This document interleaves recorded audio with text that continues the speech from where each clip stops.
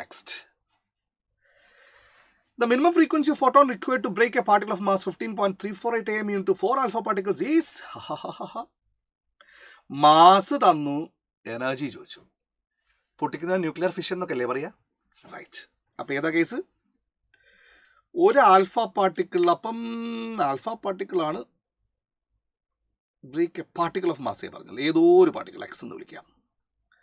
Yes, എക്സിനെ split ചെയ്തിട്ട് എത്ര alpha particle? 4 alpha particle. Mass എന്നിട്ട് എനർജി വെച്ചാൽ ആദ്യം ഡെൽറ്റാം കണ്ടുപിടിക്കണ്ടേ? മാസ് ഡിഫക്റ്റ് എന്നോ മാസ് ഡിഫറൻസോ എന്ന് പറയുക. Total mass of reactants minus total mass of product. അപ്പം mass of X minus 4 into mass of alpha particle. പറഞ്ഞോളൂ, മാസ് ഓഫ് എക്സ് എത്രയാ? 15.348 AMU അല്ലേ പറഞ്ഞ്, minus 4 into mass of alpha particle. അവർ ക്വസ്റ്റ്യനിൽ തന്നു എത്രയോ? 4.002. അപ്പം അത് ചെയ്താൽ 15.348 മൈനസ് ഇത് 8.004416. ആമേ കറക്റ്റ്? യെസ്. ഓക്കെ.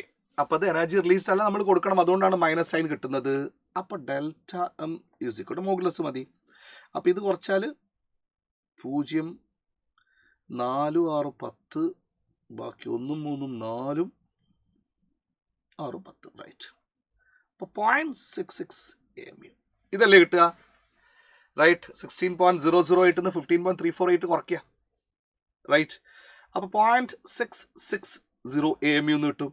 അപ്പം എത്ര എനർജി? നമ്മൾ കാൽക്കുലേറ്റ് ചെയ്യാൻ എളുപ്പം. ഫ്രീക്വൻസി അല്ലേ ചോദിച്ച്? യെസ്.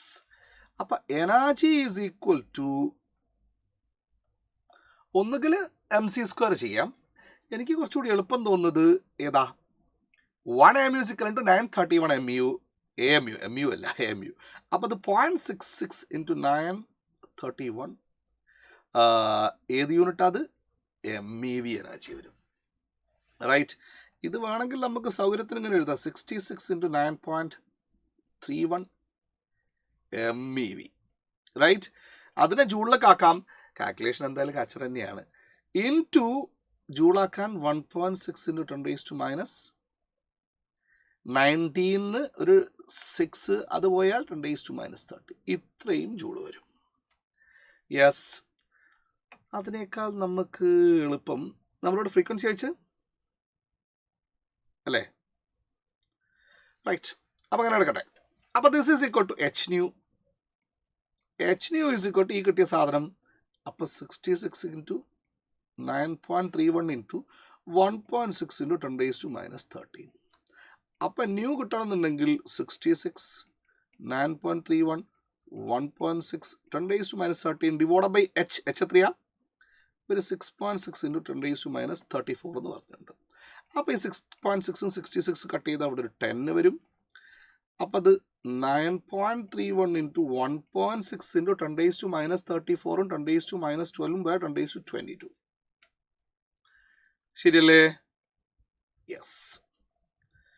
-34, 10,